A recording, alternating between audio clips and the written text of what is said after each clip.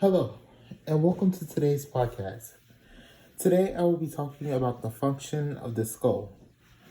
The skull is formed by two sets of bones: the cranium, which encloses and protects the fragile brain tissue, and the facial bones, which hold the eyes in the anterior position and allow the facial muscles to show our feelings through smiles or frowns.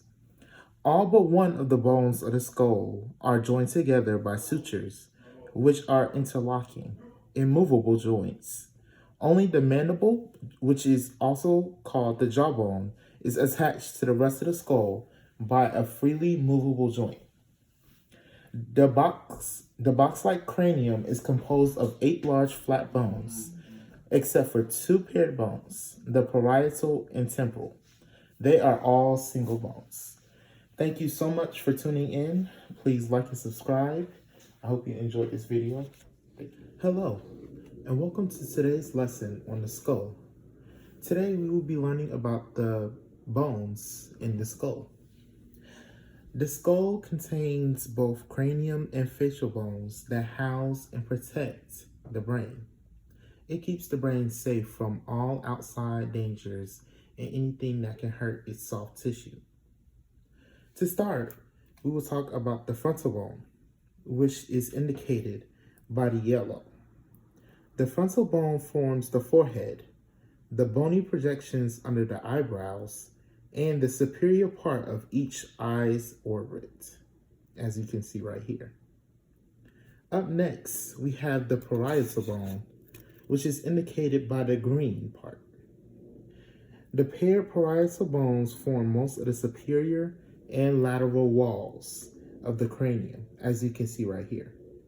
They meet in the midline of the skull at the sagittal suture and form the coronal suture right here, where they meet at the frontal bone. Up next, we have the temporal bones. The temporal bone lies in the inferior to the parietal bones. They join at the squamous sutures. Several important bone markings also appear on the temporal bone, as you can see. Up next, we have the occipital bone, which can be found right here. The occipital bone is the most posterior bone of the cranium.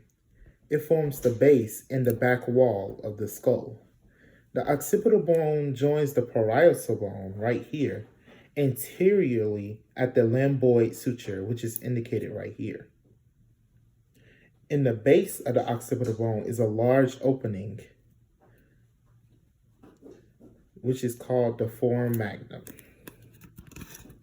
Up next, we have the sphenoid bone, which is right here.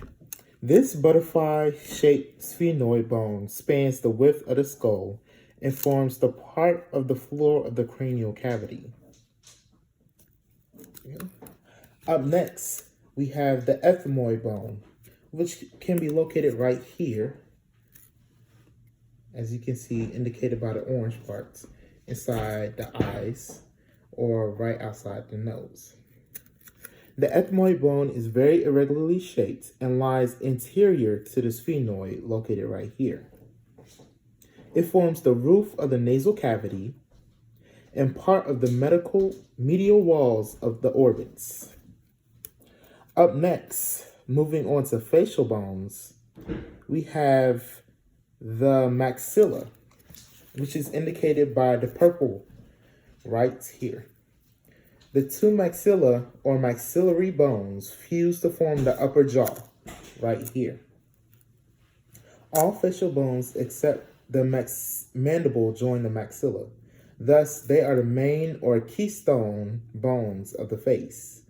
The maxilla carries the upper teeth right here in the alveolar process, which is between the teeth right here, up here, as you can see.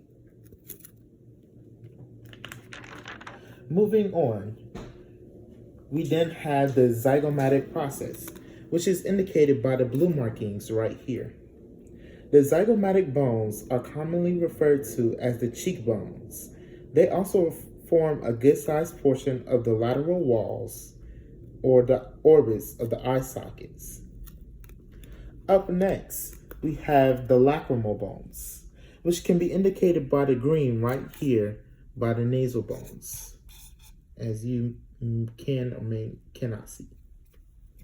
The lacrimal bones are fingernail-sized bones forming part of the medial walls of each orbit. Each lacrimal bone has a groove that serves as a passageway for tears.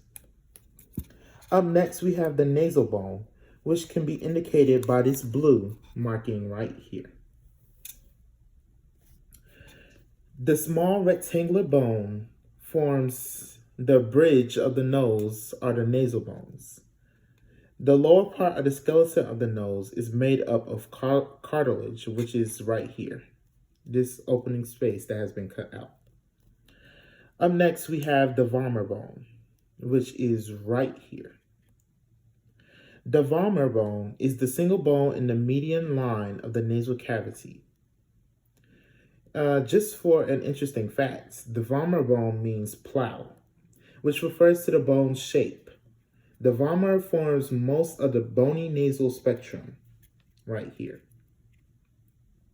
Up next, we have the inferior nasal concha, which can be indicated by the green markings right here. The inferior nasal concha are thin, curved bones projecting medially from the lateral walls of the nasal cavity. As mentioned earlier, the superior and middle concha are similar but are parts of the ethmoid bone right here. Up next, we have the mandible, which can be located right here. This will be our last bone for today. The mandible or lower jaw is the largest and strongest bone of the face. It joins the temporal bones on each side of the face, right here and right here, and forms the only freely movable joints in the skull.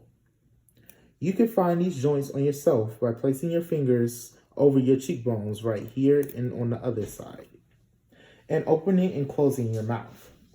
The horizontal part of the mandible, the body, forms the chin. Two upright bars of the bone, the rami, extend from the body to connect the mandible with the temporal bone. The lower teeth right here lie alveoli in the alveolar process at the superior edge of the mandibular body. Thank you so much for paying attention and tuning in to today's lesson in the skull and its bones. I hope you enjoyed. Please give us a thumbs up and subscribe. Thank you.